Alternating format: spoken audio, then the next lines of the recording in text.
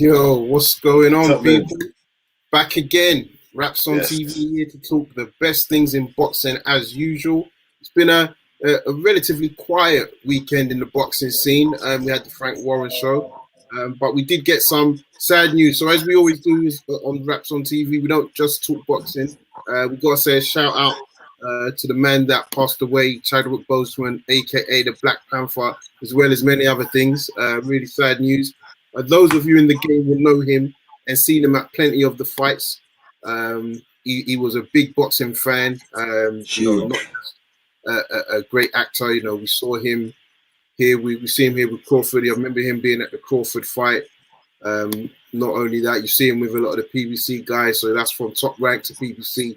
He doesn't care. He's there watching all of the action. And yeah, it was sad to kind of see and hear the news, obviously, of his untimely death. But our condolences definitely go out to his family, his wife, his children, and obviously all the fans around the world. I think a lot of people did feel that that death. So yeah, we're saying RIP Chadwick Boseman, and we look forward to many tributes that will come from the boxing world moving forward. Mr. Sam, Definitely, man. happy What's birthday going to on? you. Thank you, man. Recovering. I'm alive. I'm here. I'm well. What did you do? Did you go on a Tyson Fury type boozer, or was it Ricky Hatton? Yeah, kind of. No, I'm more of a Derek Chisora type boozer. Those people don't know Derek Chisora type boozer, but if you know about Derek and you've seen him out, he's always in around Central Mayfair, all those sides, enjoying himself. So, You uh, had to drop Mayfair, innit? That bougie lifestyle, bro. What's going on? trying, man, trying to find myself a nice senorita. Okay, I feel you. I feel you. I feel you. But yes, so carry on. Yeah, man. But no, it was good. It was good to be chilled. Boxing was. I'm actually happy that my birthday weekend was relatively quiet boxing wise because I would have been indoors probably watching it and getting the take on it. But yeah, back to the week, I'm back to telling you. the fights to see what's going on. So we'll see what's going down. Yeah, and I mean, we saw this weekend really the key fight for us to really discuss that we saw was really Daniel Dubois taking on Schneider, last minute Yeah, replacement or late notice replacement. Came on. Definitely can't say he stole the show or gave us anything to think about. But he I mean, did just steal the show. He stole the show with that knockout. the robbery. Yeah. I mean, just generally though, talk to me about that fight. What were your thoughts on the result? Yeah, watching the highlights, watching the full well, whatever the fight was, the Dubois show, it was all right. I mean, Frank Warren's show was okay. Obviously, he's reached out to Eddie for a bit of work, so for a bit of help and how to be a bit more innovative. It was a pretty much standard kind of COVID show of how we expected. So standard production and everything. I think Dubois had to just do what he had to do was just to knock him out. Really, just had to go for him and flat. Thing is, if someone goes on beyond a couple of rounds with someone like himself, someone who's such a last minute opponent, we start to ask questions around Dubois. Thing is, we haven't really got any new answers about previous questions asking Dubois. I mean, except the Joe Gorman fight. The question is that Joe Gorman was always we Nathan don't know how Gorman. good he is. We don't know how good he Nathan is. Gorman. Sorry, Gorman. Yes, sorry, apologies. Nathan Gorman, and he just kind of he hasn't really kind of gone on from there, obviously due to COVID thing. So I'm still waiting for the Joyce fight. Looking forward to that. Yeah, no, I think you hit the nail on the head there. If everyone's going to be honest, there wasn't anything devastating in the performance. We know that Dubois is a big puncher. Sorry, we know he's a big puncher, and that kind of came true. I think Schneider's record was a bit papered. He was a cruiserweight, so it's not like he's had a 19-1, reign in the heavyweight division. He rarely fought outside of Europe and mainland Europe, so not including the UK in that. And I think it's fair to say, if he's fighting in the UK regularly, you could argue he's testing himself. So yeah, I didn't even pay too much attention to it, to be totally honest with you, and I think that's a shame because I think Dubois has a big opportunity coming up. He's coming up against Joyce, And I think Joyce, while he gets a lot of criticism, I think if people maybe, look a bit deeper into, his ability, how he performs, who he's fought, the type of victories he has had, I think they will realize this is not going to be a walk in the park. We know Dubois got his power, but what are we saying? Are we saying Dubois is just essentially a one-trick pony that has the power to equalize any opponent like Wilder? Or are we saying that he's a real technical fighter? I don't believe he is as skilled as Joe Joyce. So your thoughts generally. I mean, we've seen the two guys come back since the whole lockdown or the postponement of their previous fight. How do you see that fight playing out now? I think Joe Joyce is obviously going to try and box Dubois. Well, if you were kind of strategizing and his coach would probably say just start boxing, might work him. But I feel like there's a bit more I feel like what Joyce shouldn't get sucked into is really trying to have a tear up and really give Dubois a real hiding and fight, because obviously Joyce feels a bit kind of insulted even that Dubois is even challenging someone on his level with all his Olympic pedigree and everything like that. He's just like, I can have you, I'm easy. And Dubois kind of almost playing into that, winding, getting under each other's skin. They don't like each other clearly. Of course, it's personal, but reason being is because Dubois is this young heavyweight who hasn't really gone through the rankings like Joe Joyce has, and it's just kind of getting the kind of accolades and being compared to him. So obviously Joyce has got a lot to prove, but ultimately this fight, if Dubois really does lose it, everyone's going to say, well, we knew this, he wasn't as good as he thought he was. I feel there's more on the line for Joyce, but I do see it I do feel if Joyce boxes and does and shows his pedigree, I think he beats Dubois, because I personally don't think Dubois has all the lessons and everything taught to kind of come up with a performance that would kind of technically outwork someone like a Joyce. But again, if they get into a scrap and it's all about blows and it's a case of, they're throwing all these big bombs and it's all about, they're all in the pocket, all getting tied in, then it's a case of who goes first. And as a man, I'd rather say Dubois after his past few performances. But ultimately, Joyce can take a lot and he's proven himself, and he's a really fit guy, very, very fit, gymnastic background as well. So, I'm just trying to get this. I'm waiting for them to get this on, really. Yeah, no, I think you're definitely right. I think that fight, I for some reason I do foresee, I'm going to say problems, but not just from the fighters, but even from the purses. I think there will be a delay in that fight. You would like to think, Frank Warren wants to make the most of it and would like there to be fans in attendance. Do you think it's realistic that we could see fans attending that fight with the date that they've got announced? I don't know. I think they've pushed it back. I'm not too sure. What remind me of the date? November or October? Yeah, November. Yeah, November. Possibly. It just depends on the winter. Winter season's slowly creeping upon us. We need to see if there is a second wave, as everyone's saying, if there's going to be another lockdown. So everything they're talking about is technically hypothetical. If I don't really see there being a problem with it, with the way things are being eased, with the gyms and everything, and everyone being monitored, and we haven't really heard too much about COVID outbreaks and strong second waves, except in other territories. Really, with us guys the Brits traveling over to all these different countries, but yeah. I think it should be okay. I think there should be, depending on the arena. I don't know which, is it the Copper Box they were after? Well, they were saying O2, but yeah, I think you're right. I would say Combox is probably suitable for that fight. I reckon they'll probably try and make everything called one distance. So there's going to be a row between everybody. So the ringside, everything, there's going to be like a row between. There's going to be a seat next to people either side. I think it could be like that, and you might actually have to wear masks. So the kind of cheering and everything could be very different, and it'll be a good atmosphere. But I think they'll probably try and go within 5 to 10, maybe 20% capacity at most. Yeah, and ease themselves in. That big bowl is going to be closed up the top. And it's just going to be kind of spaced out. But no, it'll be good. It'll be good to see. But even if you put the seats for sides and everything, you probably get 5 to 6,000 fans, maybe. Yeah. So and then, like you said, and I think what the British Boxing Board of Control will sort of like administer. How they would advise the promoters on that alongside government guidelines will be key. But moving on from that, we had Charlie Edwards, a man that seems to get under a lot of people's skin. Very slick fighter, UK, coming out of London. Talks a lot. If you follow him on Twitter, I would say he's definitely an entertaining, in my opinion, entertaining on Twitter just as much as he is in the ring. Came up against a Cameroonian in the name of Usamba last weekend, and he got the decision. I mean, when you look at someone like Sonny Edwards, how far do you think he can go? I think depends on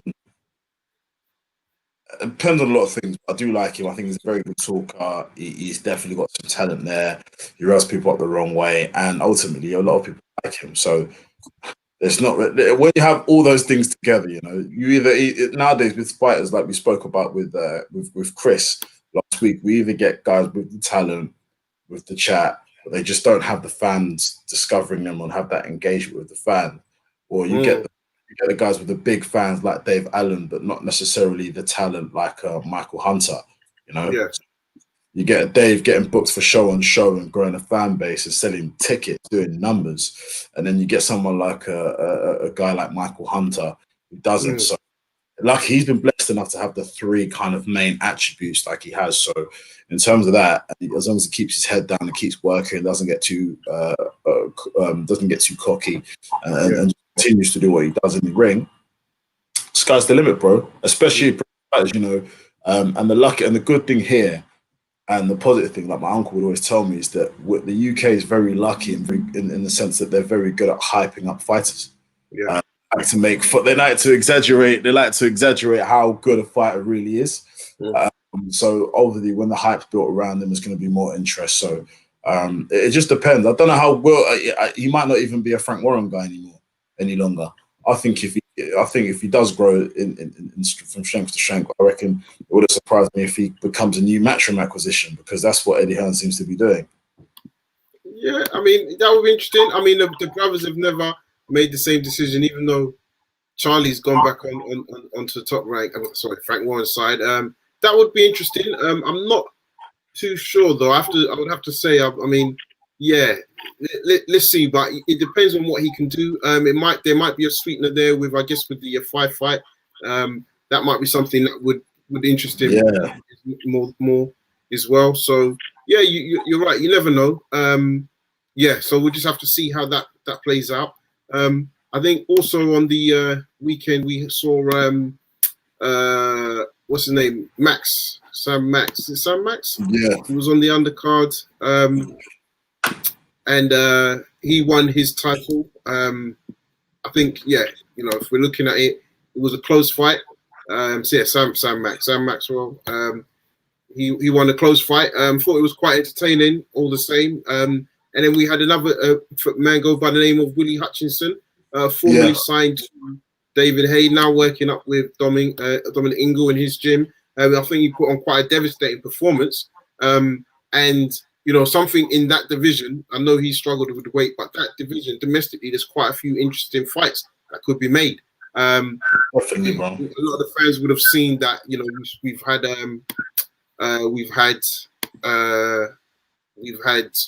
Umar Sadiq. He's no longer fighting LeRon Richards. He is now shooting off over in Russia. So again, Sadiq is testing himself.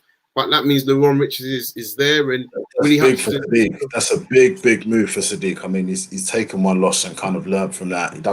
He personally doesn't class that as a loss, but he feels he lost it himself rather than getting outbeat and outworked. So I think this is a record fight. Pardon? I said it's an L on the record, so he's going to have to just hold that. No, of course, yeah. But some, how some fighters see, like Lennox Lewis once said, like, that was a punch from God. You didn't beat me, I beat myself. Yeah. It's just what I'm saying. I like that. I like that mentality. It's also making sure, and he's showing the right signs by challenging himself again to go out to where he was going to. So, it's going to be good for him to watch, and it brings him right back in the mix. So, yeah, exactly. So, so I think we'll definitely have to see, and see what goes on from there. And then I think, you know, we kind of spoke, and I want to talk to you a little bit more about what's going on with the heavyweights, actually. So there's been quite a lot of rumors between, you know, Fury, Joshua. Fury was obviously at the BT Sport Boxing. Kind of, I think, category ruled out Dillian White, but spoke about, you know, getting ready for Deontay Wilder and taking on Joshua. But he seems to intimate that he thinks Joshua doesn't want the fight anymore. What's your thoughts on that? Oh, I like it, but I'm also tired of it. You know, Fury is a constant walking contradiction in terms of how he says things and what he does and what he says, and he's a clown, right? Everyone likes to laugh and joke around about him. Fury, of course, Joshua wants to fight. We all know Joshua's financially wants to fight, not just from that perspective, but also to actually prove himself. He's hungry. He wants to be known as the best in Britain. He wants to be the best. And on his record, I put it out there, he has the best resume out of the top heavyweights in terms of people he has fought. Let's not get that twisted. He has fought. I think that's a slight reach. Nah, he has, bro. Think about it. He's beat the top guys. He's got all the top. So the jury, I'll probably say a third of his fights have been world level. I get what you're saying, but I think you can't rule out the fact that Fury's taken on more dangerous conquests to become a champion. No, of course, I understand that. But when people are saying like Joshua doesn't want the fight and all this, but he's fought all. I think it's BS. I think that's BS. That's what I mean by saying I do feel that a guy who has such a strong resume that isn't scared to fight on is to fight Fury. I mean, he bounced back. He got his title back from Andy Ruiz. He's now kind of looking for that next. Like, what's next for Joshua is for him to unify, not unify. Sorry, unify the whole division, become undisputed. Undisputed, yeah. He wants to be the undisputed champ. So, and he wants that WBC, which is the best belt, arguably, as everyone's been after.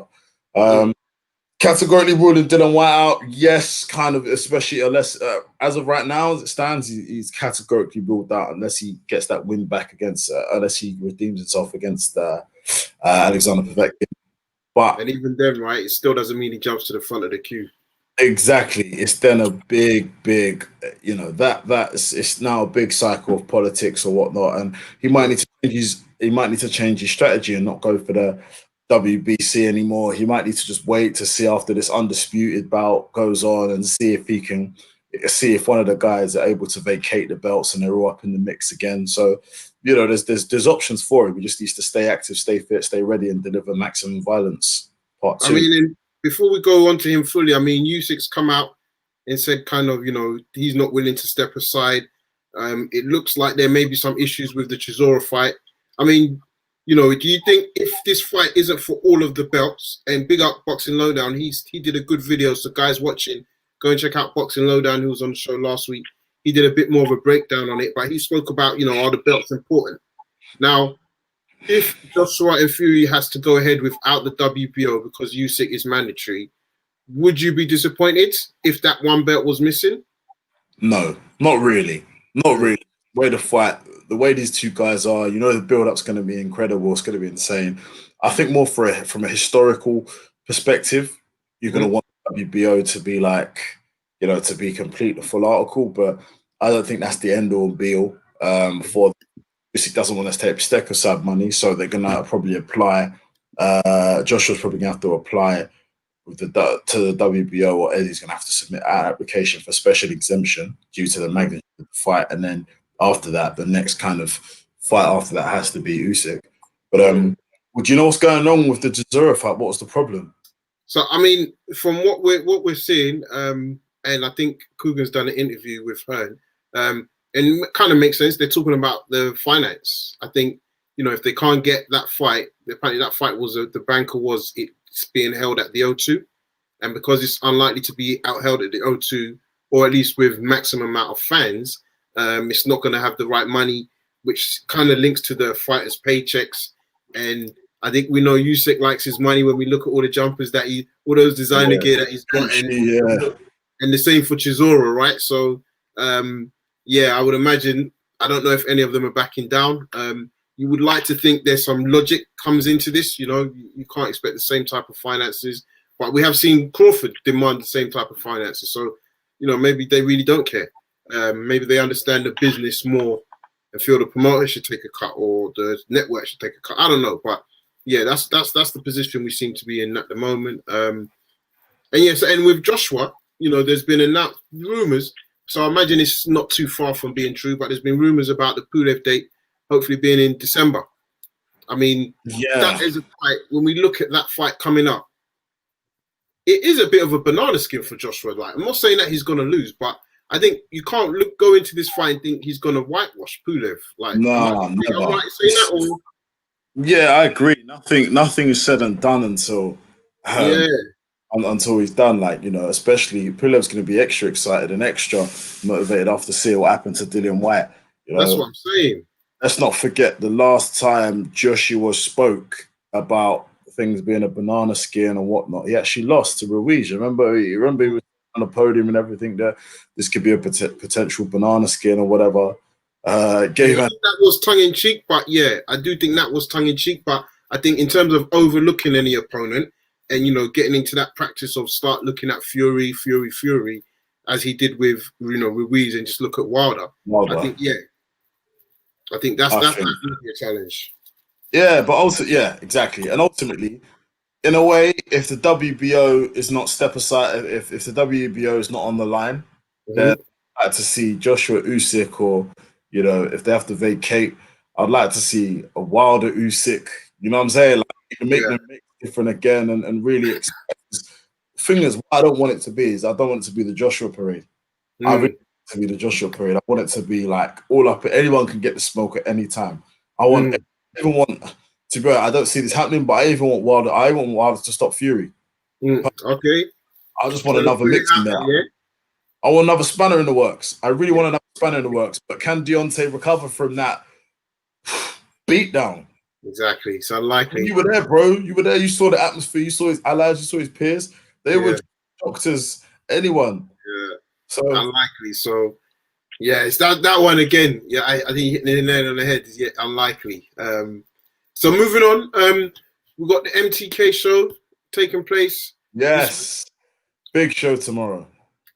So everybody that's kind of watching, we got, you see there on the headline, Akeem Brown takes on Philip Bowes for their separate Commonwealth and WBO intercontinental type titles. We got Dan Azeez, former guest on the show, taking on Sterling, another London domestic fight. I mean, before we open up or get some callers, let's look at the tail of the tape, and let's start with Akeem Brown versus Philip Bowes. As we can see there, age is a key factor in this one. Yeah, I've seen Philip Bowes up close and personal, like on Mickey Elliott's card in Your Call. Like he's quick, man. He's got a real nice jab about him. He's really, really good. Brown, I haven't seen as much as I have probably Philip Bowes, but you know, I've heard some good things about him. I heard he's got the advantage here of the extra reach, and he's a strong kind of up and coming guy ready to make noise, and he's been making a lot of noise in the scene. So sorry, carry on, mate. What'd you say, bro? Yeah, I was gonna say no, I agree with you. I think on the small hall scene, Akeem and his Brown's been around a little bit. I remember he beat Noble for one of his titles. I think it was an English title back in the days, maybe Southern area. And, you know, he's a guy that he's been around for a while. When I say that, I mean, he's been training with a lot of guys, sparring, you know, the likes of Ahara Davis. I even want to say, I may be wrong, so don't hold me. I even want to say the likes of Josh Taylor. But, you know, he's been around sparring. He's got a reputation. He's got a mouth on him as well. He's a bit loud mouth. They had an interesting press conference. So if you want to check that out, they had a good press conference, which was on IFL TV. Yes, I would say, that fight, you know, it's a big step up for him because he's fighting a seasoned opponent that knows how to fight in Philip Bowes. Somebody that's got awkward southpaw. Yeah, very awkward southpaw. That's how I like how his jab is. It's just so snappy, real snappy, and he's quick. So age might be a big factor for him. He's what, 36, 37 as we saw. So it's going to be interesting, and that's going to be a nice way to end the night. But let's go on to the next one, bro. I'm ready to talk about this next one. I'm ready, man. I'm ready. Come on, that's your guy out here. We've got that Azeez versus Sterling. I mean, both of them. I get on with both of them. Well, I mean, I've seen Sterling up close. I've watched him.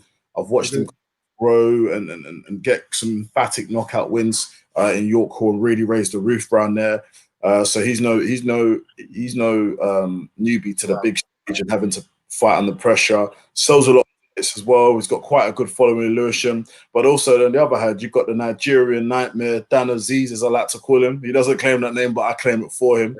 You know, real strong technical fight, really rough and tough, and could get the job done. You know, he's similar kind of age. These guys have come from the same background. These guys know each other really well.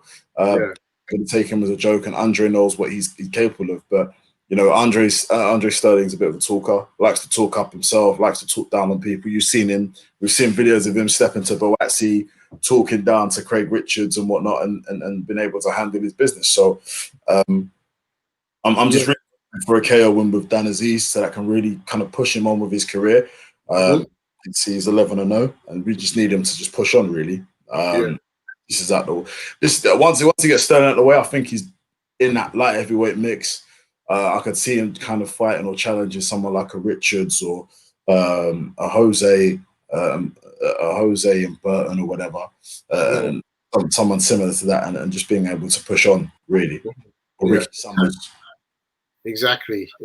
So I think you hit the nail on the head there. And it's really interesting because, you know, you look at that light heavyweight division, there's a lot of guys that are coming out of London. They all know each other.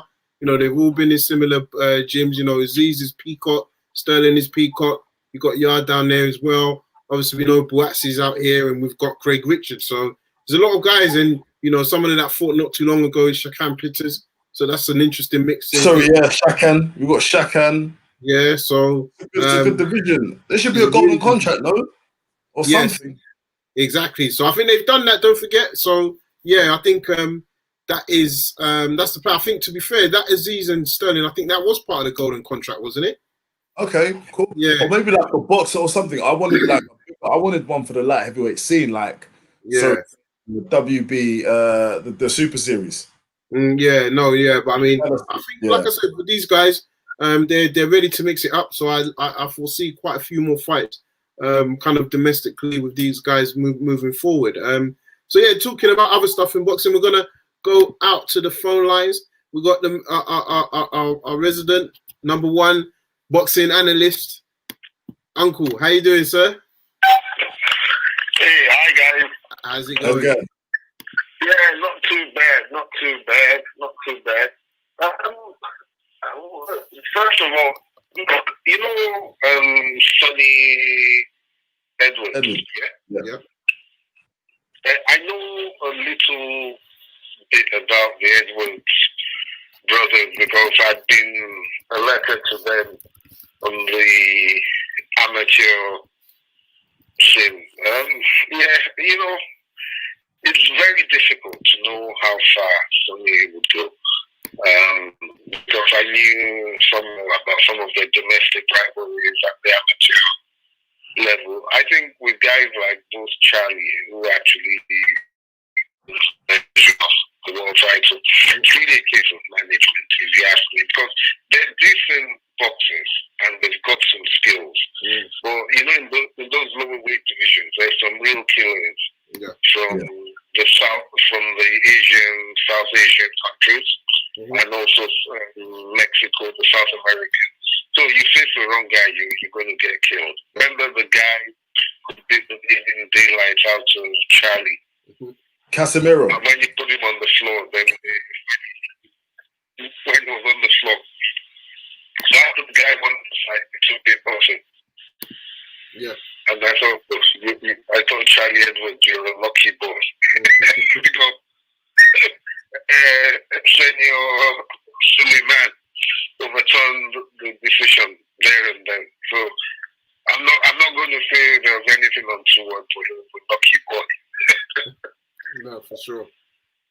Yeah. Now, your main topic, Joyce and Daniel Dubois. Look, as I said to you before, there are lots of things I like about Daniel Dubois.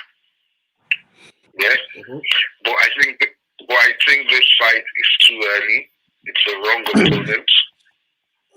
You know, when you look at the quality of opposition they faced, Dubois has been faced a lot of bombs.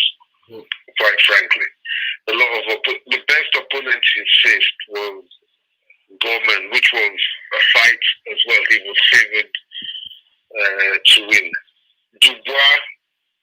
Sorry, that was Dubois. Joyce made his debut against Ian Lewison. What's his name? Lewison. I mean, who does that? He's been in there with Ivan. He's been in there with undefeated fighters. He's been in there with Brian Jennings. He's had real fights. I don't think I struggle to think of one fight but I think it was again.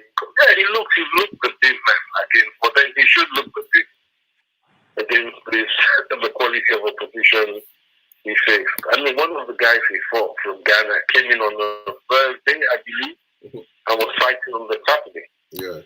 So I know Frank Warren has a lot of faith in Dubois. I just think this is the wrong move at the wrong time. One the good thing is, I think when he takes it down, I believe he can come back potentially. But I just, I agree with everything Kojo said. Skill-wise, I give it to Joyce. And the thing is, I've been looking closely. I mean, there are a lot of people who I respect in boxing who are going for Dubois. Well, I'm not. I just don't. You're not sold. The thing is, it's not exactly as if Joyce has got Joyce, from everything I've seen, apart from his work rate, his amateur experience, the fights he's had as a pro, he's got a good chin. And I honestly do not think that Joyce is going to let this fight get away from him. It reminds me, the analogy, this reminds me of Michael Watson and Nigel Davis with Dubois, the Nigel character, and Joyce, Michael Watson character. Well, I mean, we shall maybe I end up looking foolish with my prediction. So, Uncle, I'm going to ask you. I'm with Kojo on this one. Yeah, no. And the question I wanted to ask you actually is just some, I'll say breaking news, but just news we're getting via Twitter. It looks like the WBO have released their rankings, and Daniel Dubois actually leapfrogged Joseph Parker into the number 2 position. So if there was to be if Chisora and Alexander Usyk were not to fight, and Usyk at some stage could take on Dubois, he would actually have an opportunity to fight for the WBO. I mean, do you think this is too fast? Because Of course it's too fast. I mean, that proves exact. I mean, and it makes me wonder: is there something his handlers, Frank Warren, knows that he feels he has to rush him? Good question. Because you see, this guy, you see one thing. You see guys who you take quickly in Russia. They've had extensive amateur careers at the senior level and amateurs. So when Mike Tyson turned pro, he had a serious amateur career at the senior level. He was ready. He knew the guys he boxed at amateur level. Okay, he didn't quite make the Olympic team. It was the alternate. Yeah. But I mean, I hear that Dubois had something like 7 fights at senior level, even though he was in the GB squad. I mean, to be honest, if I'm being critical, why didn't Dubois stay longer in the amateur system and go to the Olympics to get that experience? Yeah. I just think that when as they say, there's always moments of reckoning in any developing time. When the shit hits the fan. Yeah. I just feel Dubois at this stage, it's one thing when you're hitting people and nothing is coming back. I'll tell you something. Yeah. He's going to get hit in this fight. You're saying how will he react so you're questioning how will he react to getting hit from Joyce? When things are wrong, his face.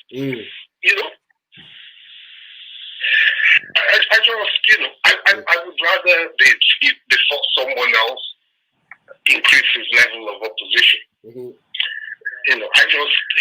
Like I said, I might be wrong. But then, wouldn't you want to argue that it's a good move for someone like Joe Joyce? Because if he takes out Dubois, his mandatory position, and him and Usyk can get on a rematch like they did in the amateurs.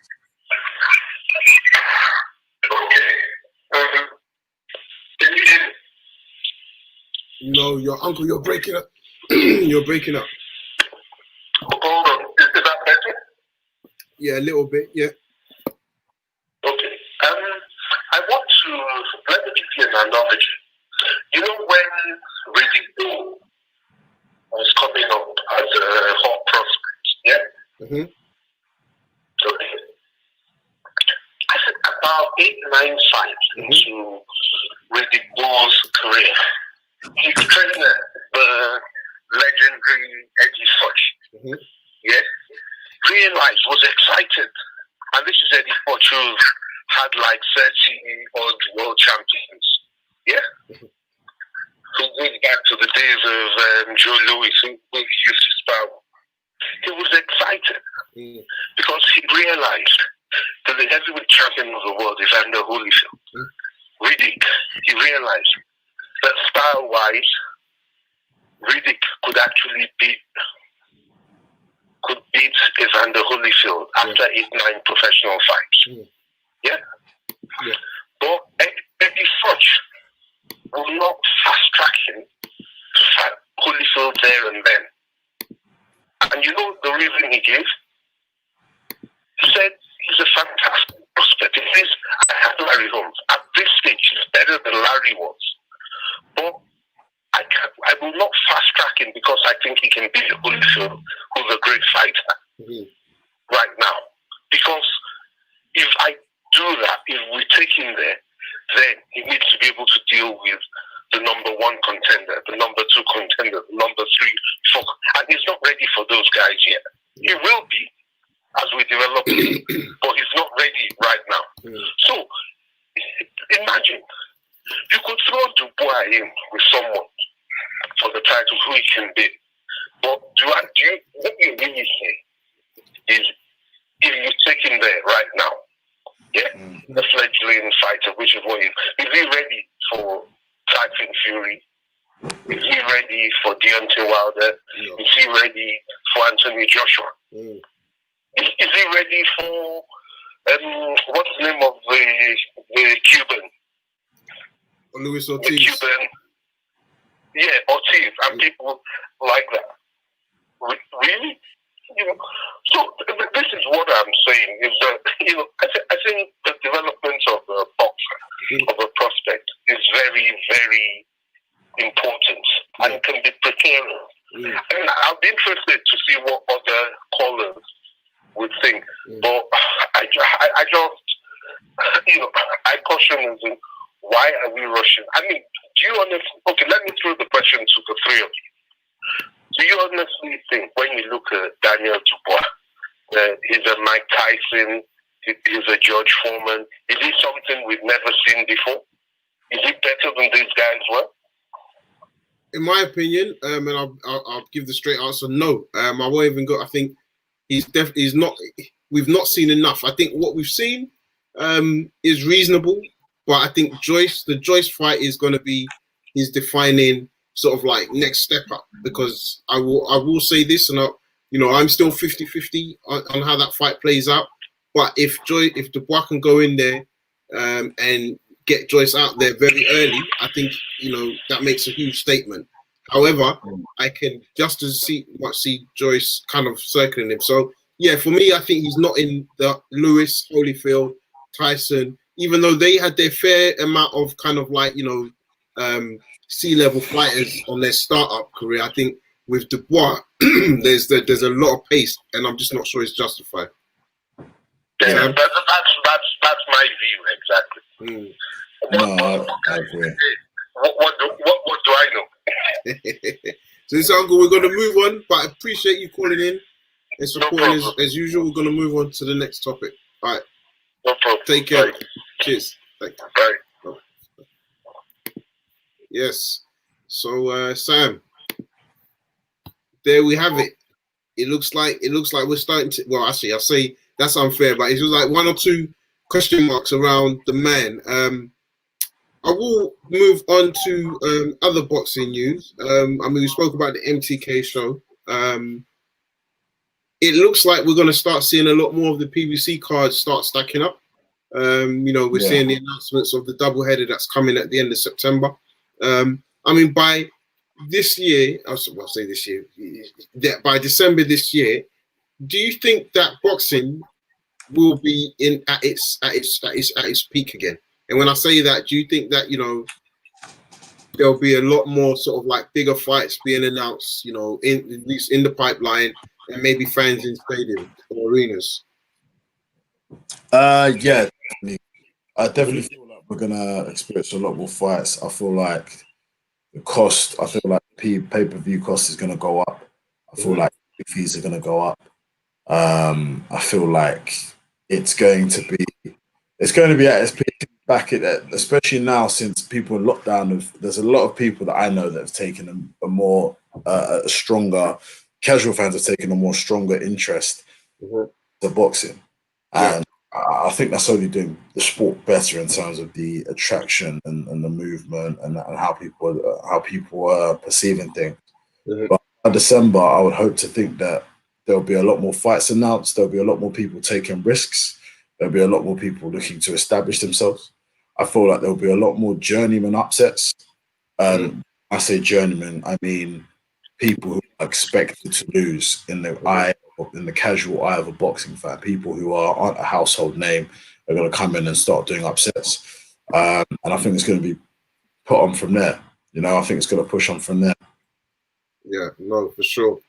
And I just want to say to anybody that's listening, obviously we have that free phone, so always join in future episodes and keep this number and call in to give us your opinion. Where you can subscribe, we've got to keep reminding ourselves to remind you, subscribe, hit that like button. We need to get that visibility. We need to let a lot more people know about this platform, and definitely we'll be getting on guests as the fights start kind of ramping up, and we hope to have some more big names to kind of ask them some questions for your entertainment. So please hit that like button, share the page, share the channel, and subscribe to wherever you see us. Follow. So Sam, listen, I think that's the key things that we've covered this week. In terms of cards, everybody look out for the MTK card. You'll be able to watch that on IFL TV on their YouTube page. Then we've got Jamel Herring fighting Aquanado over in the States. That's an interesting title. So he's a champion and he's fighting for a title there. So I would say, keep an eye out on that. And I think overall we are starting to see a bit more of momentum coming in the boxing world. So we look forward to news of Eddie Hearn and Frank Warren's dinner. And until then, I'm going to say, remember to follow us, Raps on TV. That's on Instagram, that's on Facebook, Twitter, and YouTube. Raps on TV. Big up yourself, people. We will be back next week. We're out.